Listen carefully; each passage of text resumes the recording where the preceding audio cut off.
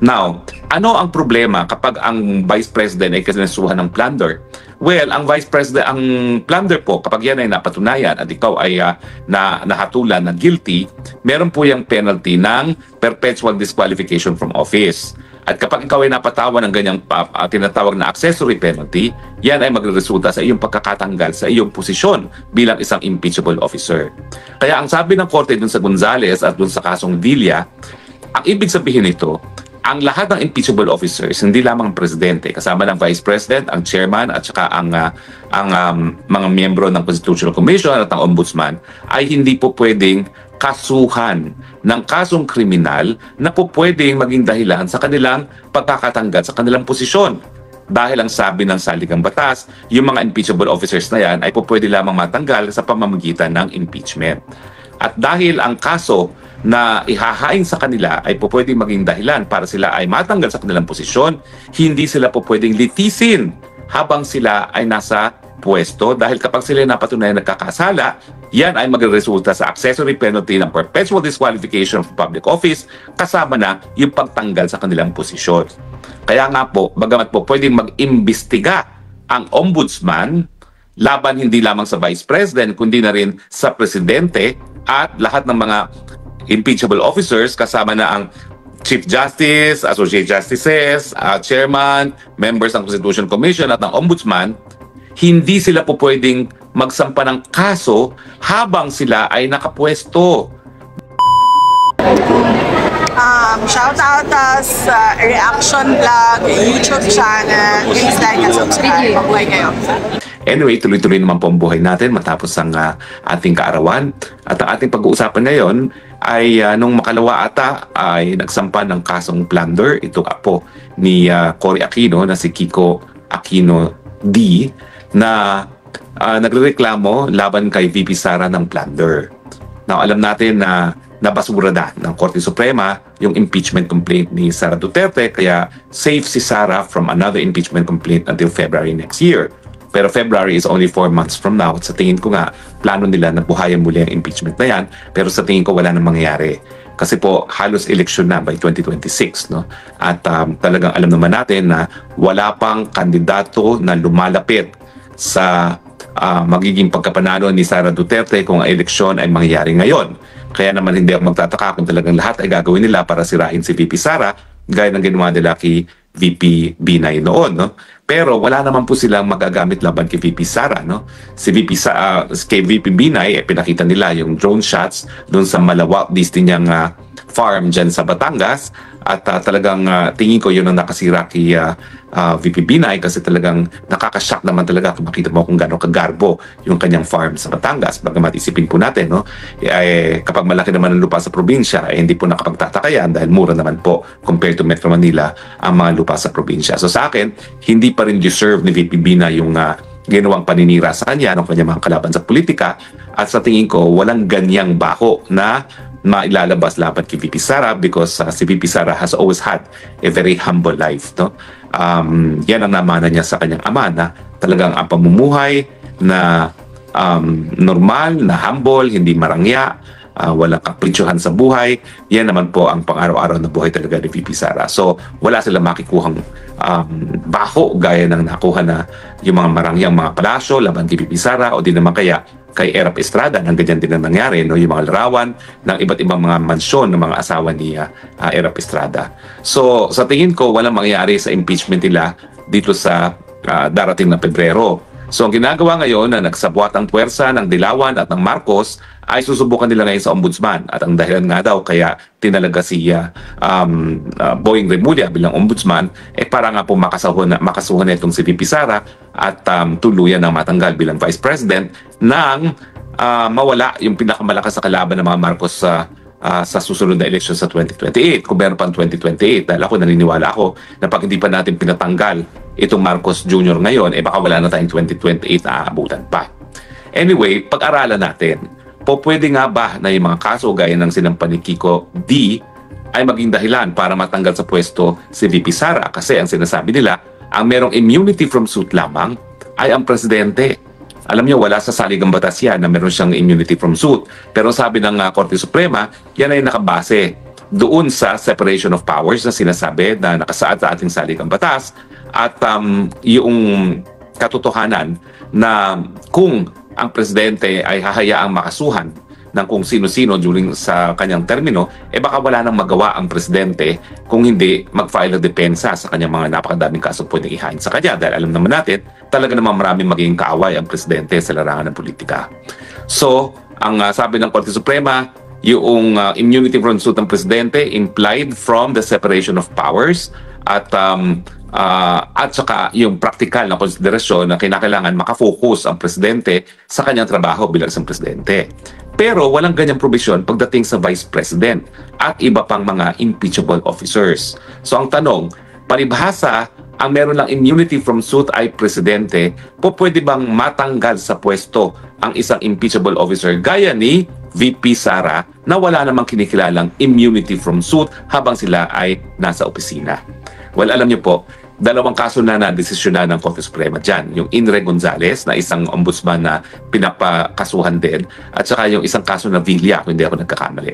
Ang sabi ng Korte Suprema, nakasaad sa saligang batas na ang presidente, ang vice president, ang mga chairman at members ng constitutional commissions ay pwede lamang matanggal sa kanilang posisyon sa pamamagitan ng impeachment. Now, ano ang problema kapag ang vice president ay kinasuhan ng plunder? Well, ang vice president, ang plunder po, kapag yan ay napatunayan at ikaw ay nahatulan na guilty, meron po yung penalty ng perpetual disqualification from office. At kapag ikaw ay napatawan ng ganyang tinatawag na accessory penalty, yan ay magresulta sa iyong pagkakatanggal sa iyong posisyon bilang isang impeachable officer. Kaya ang sabi ng korte dun sa Gonzales at dun sa kasong Villa, ang ibig sabihin nito, ang lahat ng impeachable officers, hindi lamang ang presidente, kasama ng vice president, ang chairman, at saka ang mga miyembro ng Constitutional Commission at ang ombudsman, ay hindi po pwedeng kasuhan ng kasong kriminal na po pwedeng maging dahilan sa kanilang pagkakatanggal sa kanilang posisyon. Dahil ang sabi ng saligang batas, yung mga impeachable officers na yan ay po pwede lamang matanggal sa pamamagitan ng impeachment. At dahil ang kaso na ihahain sa kanila ay po pwedeng maging dahilan para sila ay matanggal sa kanilang posisyon, hindi sila po pwedeng litisin habang sila ay nasa pwesto dahil kapag sila napatunayan nagkakasala, yan ay magresulta sa accessory penalty ng perpetual disqualification of public office kasama na yung pagtanggal sa kanilang posisyon. Kaya nga po, bagamat po pwedeng mag-imbestiga ang ombudsman laban hindi lamang sa vice president kundi na rin sa presidente at lahat ng mga impeachable officers kasama na ang Chief Justice, Associate Justices, Chairman, members ng Constitutional Commission at ng Ombudsman, hindi sila po pwedeng magsampa ng kaso habang sila ay nakapwesto. Dahil pag napatunayan na sila nagkasala sa mga kasong ito ay magre-resulta sa kanilang pagtatanggal sa pwesto at ang sabi nga ng ating saligang batas, po pwede lang silang mapatanggal sa pamamagitan ng impeachment. In other words, walang mangyayari dyan sa kasong sinampa ni Kiko D. Hindi ko nga maintindihan bakit pa siya nagpagamit sa mga loyalista na apo pa ni Cory mismo ang nagsampa ng kasong plunder laban kay Sara Duterte. Uulitin ko po ha, hindi po magkalaban sa politika ang mga pamilyang Aquino at Duterte. Si Tatay Digong at ang kanyang nanay na si Lola Soledad ay sumuporta po kay Tita Cory. Sila po ang naging tao ni Tita Cory noong 1986. So nasa kali po si Soledad, nasa kali po si Tatay Digong at bilang pagkita ng pagsukli ng or utang na loob sa kanila ay inappoint po ang ating Tatay Digong bilang OIC nga po ng Davao nung nakaupo na si Tita Cory. At po ay patunay na talaga magkaalyado ang pamilyang Aquino at Duterte. At itong alyansa naman po ay hindi lamang politika. Kasi si Mami Soledad naman po ay hindi politika. In fact, si Tatay Digong ng mga panahon na yun, wala rin sa politika. Siya po ay fiskal. Ang nasa politika ay yung ama ni Tatay Digong na sumalangit na ng mga panahon na yun, no? Na naging governor dati ng isang Davao province. At saka naging cabinet din secretary ng parang public works and highways po ata yun, kung hindi ako nagkakamali. No? So, ibig sabihin po, una-una, hindi natin alam ba't ginawa ni Kiko yan. At hindi natin alam kung bakit ang mga dilawan ngayon ay mas pinapaboran pa ang Marcos na siyang pumatay kay Ninoy Aquino kesa sa mga Duterte. Now, nung nakipagsani puwersa po ang Duterte sa Aquino, hindi po yan dahil labang nais nilang manatili sa politika. Kasi mga panahon nga po yun, wala pong miyembro ng Duterte family na nasa politika.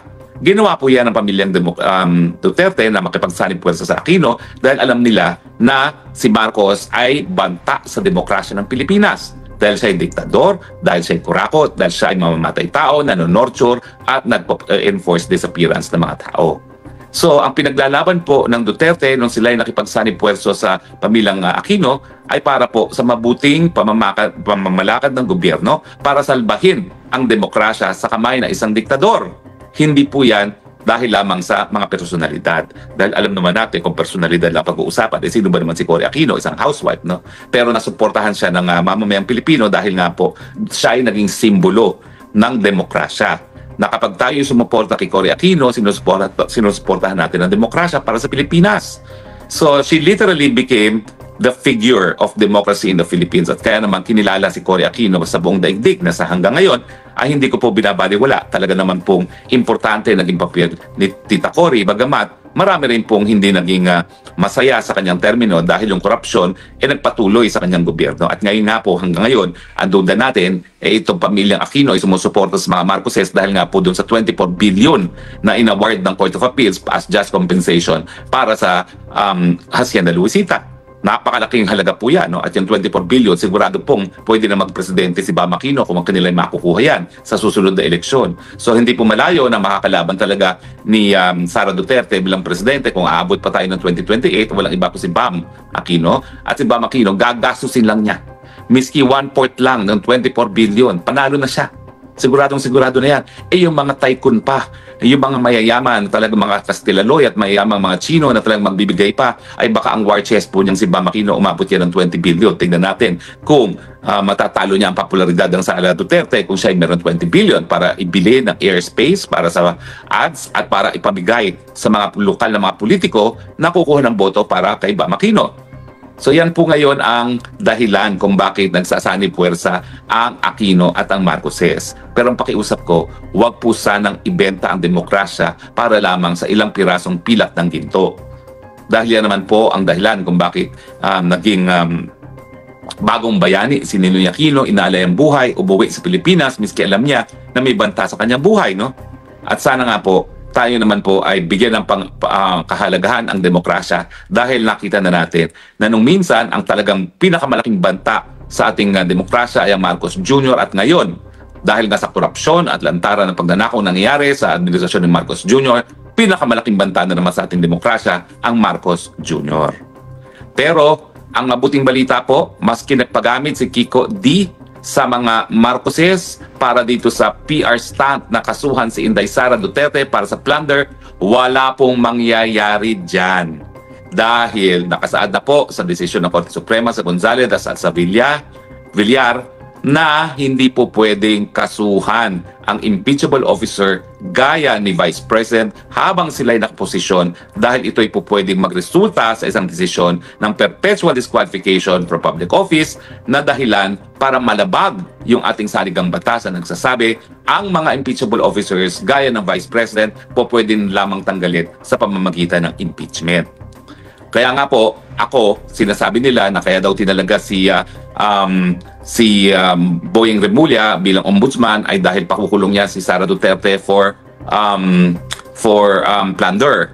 Ang pinakamaingay po dyan ay yung si Amy Marcos na tinatawag ng maraming mangga, i.e. manggagamit. Sa akin po, legally impossible. Hindi po yan papayagan ng Korte Suprema. Kaya nga po ako naniniwala ako na itong si Ombudsman Boyeng Remulla may pagkakataon po para ilagay ang kanyang pangalan bilang isa sa pinakamabuting Pilipino kung gagawin niya ng tama ang kanyang katungkulan bilang ombudsman. Baka mahigitan pa niya ang pagmamahalang tao na pinakita kay Conchita Morales kung siya ay magiging tapat sa kanyang tungkulin at tapat sa saligang batas at iwasan ang pagsampa ng kaso na alam namang niyang hindi po pwedeng isampa laban kay Sara Duterte. Kaya po ako itaga nyo sa bato. Hindi po ako isa dun sa nagsasabi na kaya tinalaga si Boyeng Remulla ay para ipakulong si Inday Sara Duterte. Una-una, legally impossible. Secondly, naku po, kamuntik nang mamatayan si Boyeng Remulla nung kailan lamang at sa tingin ko naman, iaalay niya yung natitira pa niyang buhay sa mundong ibabaw para naman po maalala siya ng taong bayan na merong pasalamat at respeto na tama ang ginawa niya sa kanyang katungkulan. Sa tingin ko po, hindi mangyayari na si Boying Rimulya ang magiging dahilan para maaresto si BP Sara dahil imposible nga po yan dahil meron na pong desisyon ang Korte Suprema tungkol dyan at malinaw ang lengguwahe ng ating saligang batas. Pwede lamang mapatanggal sa pwesto ang isang Vice President sa pamamagitan ng impeachment. So hindi ako magtataka kung sila'y bubuhayin nila impeachment sa Pebrero, pero wala na po yung mangyayari. Kasi yung mga politiko na kinakailangan bumoto para sa impeachment sa Kamara, magaling po ang pulso ng bayan dyan, pulso sa publiko. At alam nila na dahil paparating na ang 2028 elections, hindi na po yan para galitin pa nila si Inday Sara Duterte. Tignan ninyo, nung minsan na nagpunta na sa Kongreso, itong si Inday Sara, itong kongresong ito itong 20th Congress, abay tinatawag na siyang Her Excellency na mga walang yang binabastos siya nung 19th Congress. Siyempre, alam nila ito nang susunod na presidente, bakit mo pa babastusin? Magaling pong pulso ng mga politiko pagdating sa politika. Kaya asahan ninyo, wala na pong mangyayari dyan sa impeachment na yan, bukod pa sa katunayan na bangkarote na pong gobyerno at wala nang gagamitin si Marcos Jr. na bala para bilhin ang mga lagdana naman ng mga kongresista.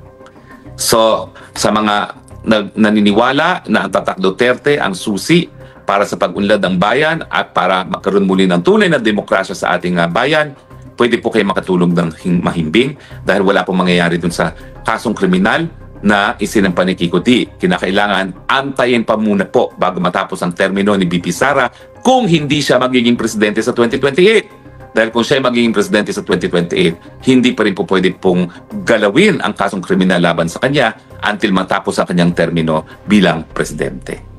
So, kulang po tayo at sa tingin ko naman po, nandyan po ang Panginoon at nandyan ang taong bayan para itaguyod ang ating saligang batas.